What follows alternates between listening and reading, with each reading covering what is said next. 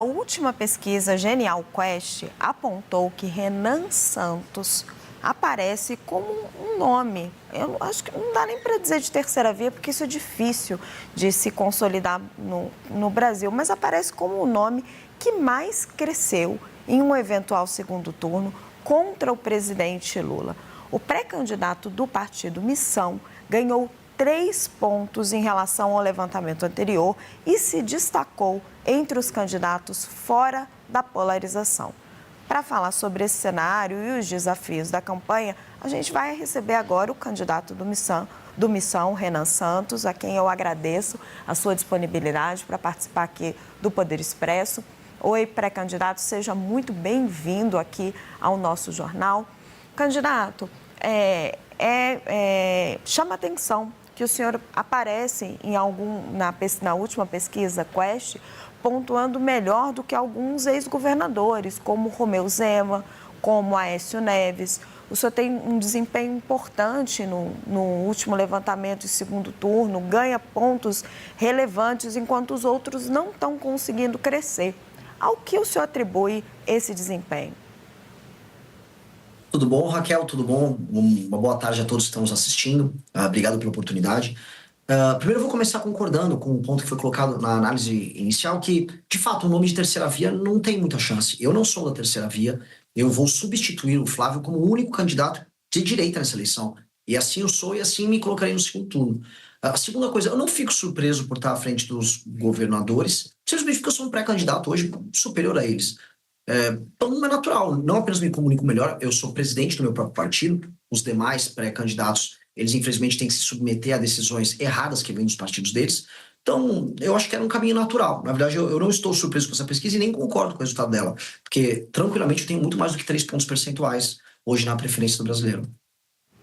Mas ao que o senhor atribui? O senhor está tendo um desempenho melhor do que governadores que governaram estados importantes, que já teriam um recall do público? A qual tipo de estratégia, a forma com que o senhor está se apresentando, como que o senhor está se colocando, que está tendo essa familiaridade com as pessoas? Olá, já deu seu like?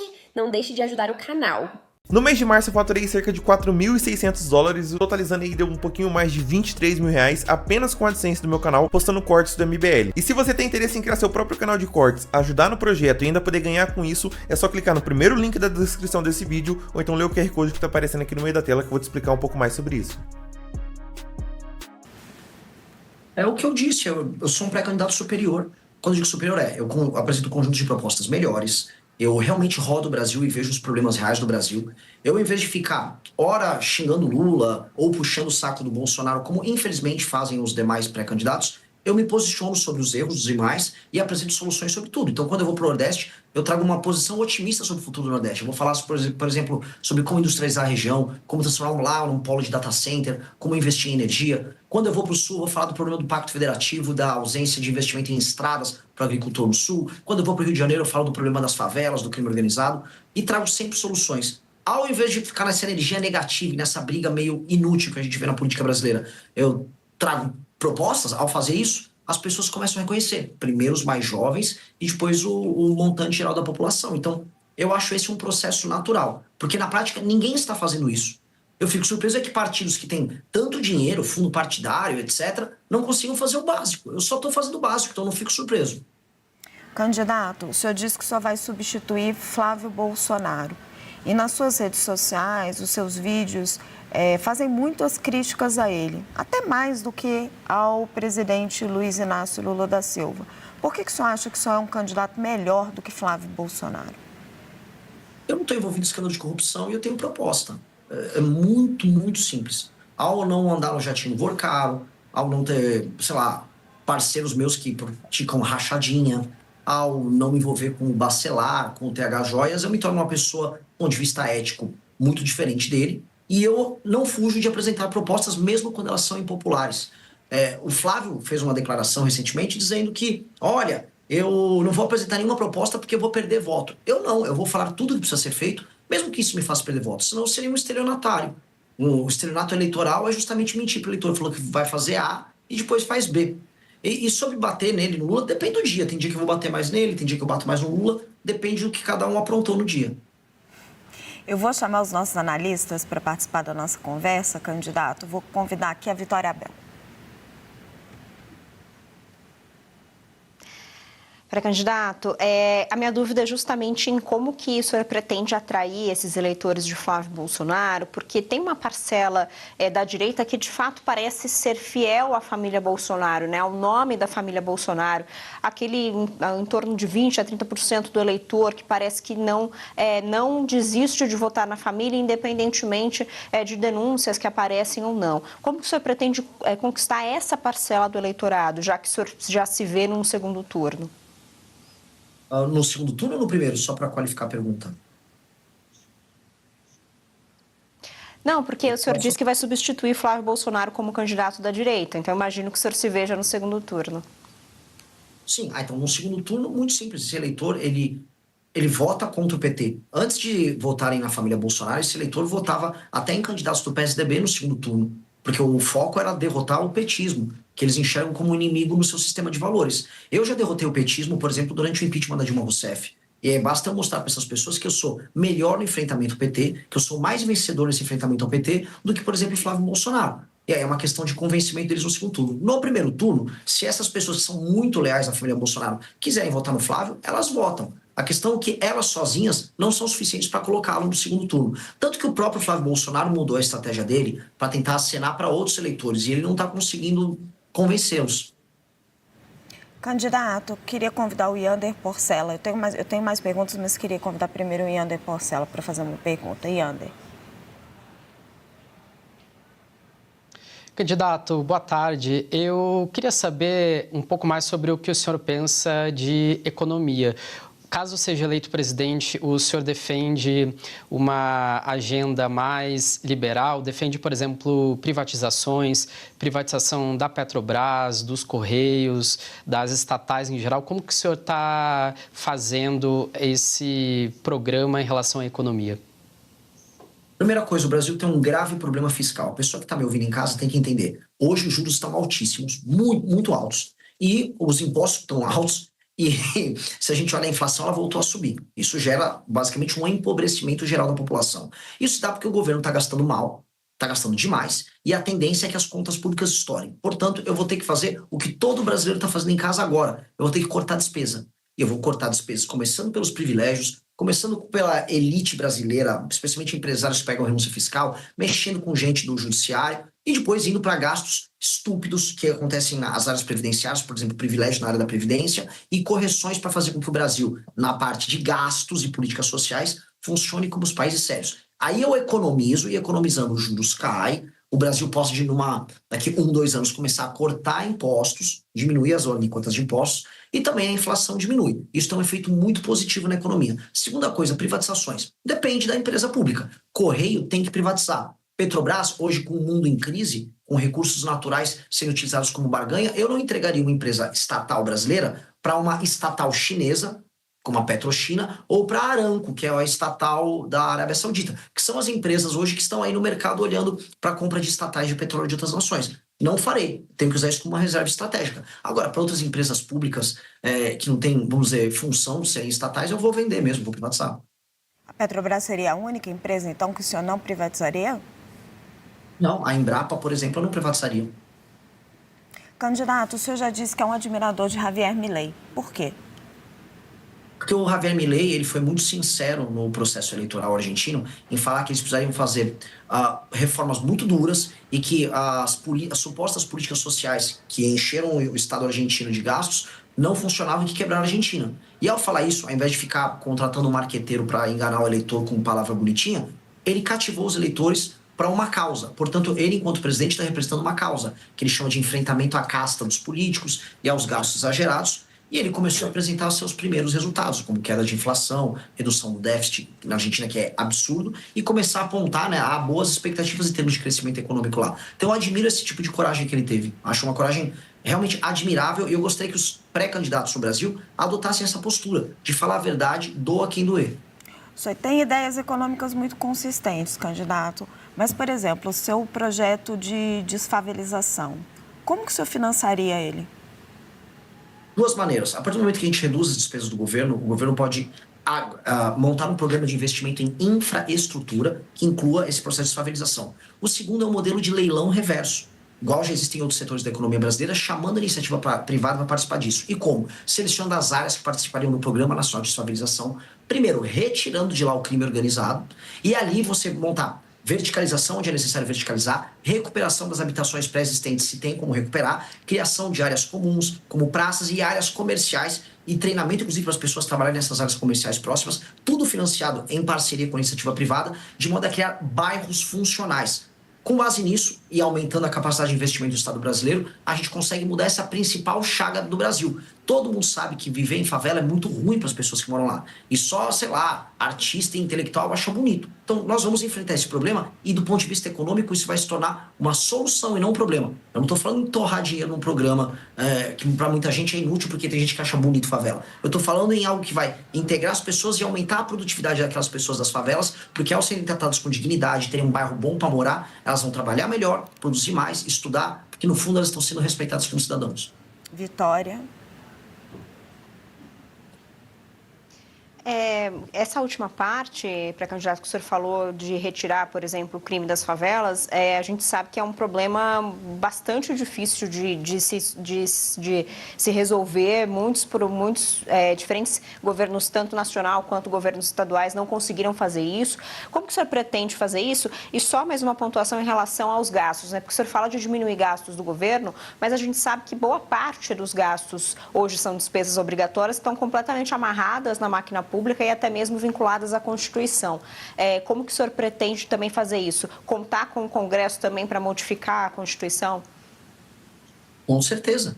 E começa por aí mesmo. Inclusive, para eu já citar um exemplo do Milei na Argentina, para não parecer que eu estou enrolando alguém com isso, nós já protocolamos a PEC, que é uma PEC de ajuste fiscal, protocolada pelo deputado Kim Kataguiri, está no Congresso Nacional na fase de coleta de assinaturas, e lá nós temos todas essas alterações na Constituição para acabar com certas vinculações e indexações que fazem com que o orçamento estoure. E eu tenho como obrigação convencer o Congresso Nacional a votar isso ainda este ano. Ou seja, venci a eleição em outubro, e em novembro e dezembro eu tenho que trabalhar com o Congresso para fazer essa transição. Sobre o processo de desfavelização e enfrentamento ao crime organizado, veja, nunca de fato o governo brasileiro tentou. Desde a redemocratização, desde 88, não há um trabalho coordenado para destruir o crime organizado no Brasil. A gente teve alguns trabalhos dos governadores. Houve o projeto, por exemplo, das UPPs no Rio de Janeiro. Mas as UPPs, do que adiantava você fazer, por exemplo, a ocupação militar da favela, se a continuidade do crime se dava através das legislações brasileiras, tanto de processo penal, lei de execução penal e de código penal, que são frouxas e brandas no combate ao crime. As penas brasileiras são baixas em geral. Também não há um estatuto, né, do ponto de vista jurídico, especial para o membro da facção criminosa. Logo, ser membro de uma facção não torna, por exemplo, um bandido diferente ou muito diferente de um bandido comum. E aí isso gera um incentivo para o funcionamento do crime organizado. Por isso que as UPPs no Rio de Janeiro não funcionaram. Não dá para fazer ação isolada, vai ter que ser uma ação integrada com o governo federal, quase entendida como uma guerra contra o crime, nesse meu ponto, entendida como uma guerra contra o crime, para acabar com os caras de cabo a rabo. E tem que ser isso, de cabo a rabo. Tem que ser pela primeira vez, desde que o Brasil tem a Constituição recente, de 88, um compromisso do governo federal em erradicar o crime organizado. Candidato, como acabar com a corrupção? Igual acaba com o vagabundo, o criminoso faccionado. Aumento de penas e fiscalização. O que breca o cometimento de crime sempre é, 1, a certeza da punição e 2, o peso da punição. Se um bandido sabe que ele será punido e que a punição é pesada, ele vai deixar de cometer o crime. Aqui no Brasil, tanto para o crime armado, né, o crime, vamos dizer, violento, quanto para o crime do colarinho branco, essas duas coisas são quase incentivadas. Mas ela está enraizada dentro do Congresso brasileiro. Como que o senhor conseguiria fazer isso tendo que lidar com esse Congresso? Passo a passo e com apoio popular, e entendendo que nem todo o Congresso é composto de vagabundos. Por mais que hoje, e assistindo, vamos dizer, as pautas bombas que passam, a gente perca completamente a fé no Congresso Nacional. Eu entendo que, vencendo a eleição, eu estabelecerei, no processo eleitoral, o espírito do tempo no momento das eleições. Ou seja, o Congresso Nacional, em alguma medida, será influenciado pela agenda que o presidente da República levou à frente. Foi assim quando o Bolsonaro, por exemplo, venceu em 18, havia um espírito do tempo ao redor dele. Isso vai ajudar a pautar algumas pautas que são prioritárias. Dentre elas, por exemplo, o retorno à prisão na segunda instância, a separação do foro privilegiado do STF. A gente sabe muito bem que esses mesmos políticos corruptos se utilizam de escritórios amigáveis a certos ministros do STF e também do STJ e também de relações próximas para nunca serem punidos. A PGR virou uma engavetadora também, né, ao longo dos últimos anos. Então, nós temos claramente um modelo de impunidade envolvendo a política brasileira. Só que isso passa a política brasileira. Isso envolve parte do empresariado, que eu vou chamar de corrupto também. Isso envolve todos os tipos de crimes de colarinho branco que quase hoje não tem punição. Há uma certeza de impunidade para eles. Yander? Pré-candidato, o senhor tem falado um pouco sobre o problema do crime organizado, que está muito em evidência. Agora, eu queria saber como que o senhor pensa que seria mais eficaz esse combate ao crime organizado, se o senhor concorda com essa classificação dos Estados Unidos em relação ao PCC e o Comando Vermelho como organizações terroristas. E também o senhor tem falado um pouco sobre como resolver o problema do Rio de Janeiro, especificamente. Eu queria que o senhor comentasse um pouco sobre esses pontos. O enfrentamento ao crime organizado no Brasil, ele sempre foi feito de maneira fracionada. Nunca houve uma estratégia de enfrentamento. Pro espectador que está nos assistindo, existem dois modelos de facção criminosa no Brasil. Um modelo eu chamo de modelo horizontal. Por que horizontal? Porque você olha no mapa e eles estão lá. É a ocupação territorial que, por exemplo, o Comando Vermelho faz, o bonde dos malucos, são os nomes horrorosos, faz em certas regiões na Bahia. E você tem uma versão diferente que é a do PCC, que eu chamo de ocupação vertical. E por que vertical? Não é porque eles estão num prédio, é porque eles estão ocupando as instituições. Eles ocupam parte do Ministério Público, eles têm infiltração inclusive na imprensa, em empresas, distribuidoras, e aí eles infiltram as pessoas deles ali e aí eles conseguem fazer grandes negócios. Por exemplo, para enfrentar o Comando Vermelho, a gente tem que retirar eles das áreas que eles ocupam. No Ceará, eles tomam cidades inteiras, no Rio de Janeiro, cidades e determinados bairros, especialmente as favelas. Aqui em São Paulo, o PCC, por exemplo, pega a Baixada Santista. Já o PCC, o modelo dele, por exemplo, é baseado muito na exportação da droga para países europeus. E esse dinheiro que eles obtêm com a exportação da droga, eles lavam em outras atividades. Então, eles lavam de combustível até shows de funk, como aconteceu agora com o MC Rian.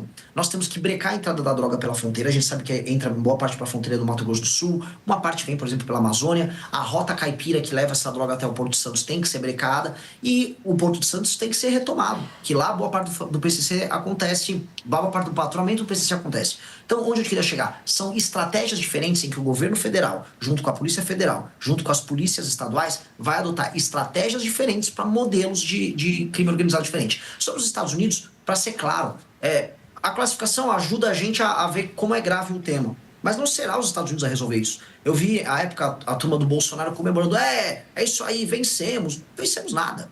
Só que não vai fazer nada aqui no Brasil. Quem terá que fazer será o presidente da República do Brasil. E os governadores que terão que se aliar nesse projeto. Então, eu acho um pouco indiferente, ainda que eu concorde em qualificar como entidades anômalas, como terroristas, as facções brasileiras. Candidato, eu queria falar de governabilidade. O presidente Lula está no seu 3º mandato, então as pessoas podem gostar ou não gostar dele, ele tem uma experiência enorme e está tendo uma dificuldade imensa para governar, porque tem um presidente do Senado com o qual ele está em conflito. Como é que o senhor, com um partido pequeno, iria governar o Brasil? O presidente Lula, quando a gente olha em perspectiva, ele tem uma fama, ele era um grande articulador, porque ele nunca executou.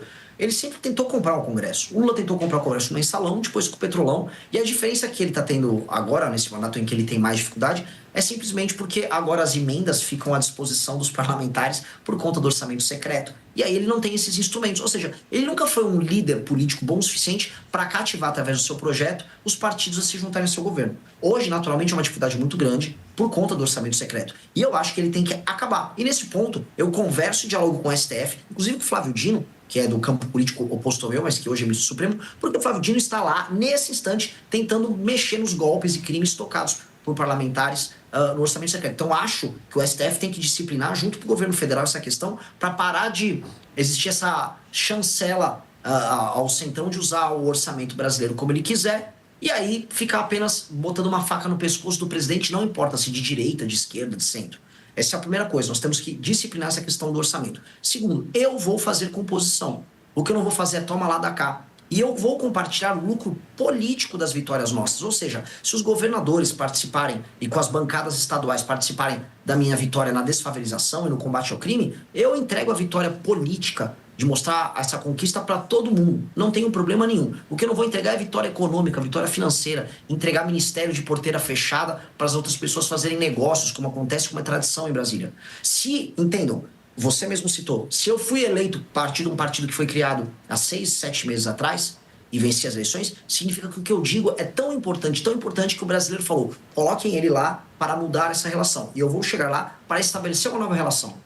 E eles vão ter que se ajustar a essa nova relação. Até porque o Brasil está quebrando. Até porque o modelo de roubalheira com emendas, que boa parte desse Congresso faz, e a gente sabe que essa é a base daquilo que a gente chama de política lá em Brasília, ele já ficou impossível, inviável. O Brasil está indo para uma crise fiscal que em 2007, 2028, ele quebra. E aí, eles são o carrapato no boi. O carrapato está matando o boi. E o carrapato no Brasil até tem uma consciência. Às vezes ele acorda e ajuda em umas reformas. Aconteceu isso na reforma da Previdência, nas reformas do governo Temer, aconteceu no governo de Itamar. Então, assim, chegou o momento da gente botar a consciência no carrapato e depois disciplinar o carrapato para ele parar de sugar tanto o sangue do boi, que infelizmente é o Brasil. Candidato, para a gente fechar, o senhor está aparecendo como o outsider dessa campanha, né? A surpresa da campanha.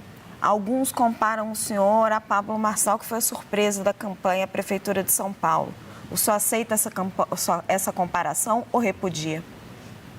Raquel, gosto tanto do seu trabalho, nunca te fiz nada, me comparar com esse cara. É uma pergunta legítima. Eu não estou comparando, eu estou dizendo que a comparação é feita. O senhor aceita ou repudia? Não apenas repudio, né? Obviamente isso não tem nada a ver com a realidade, né?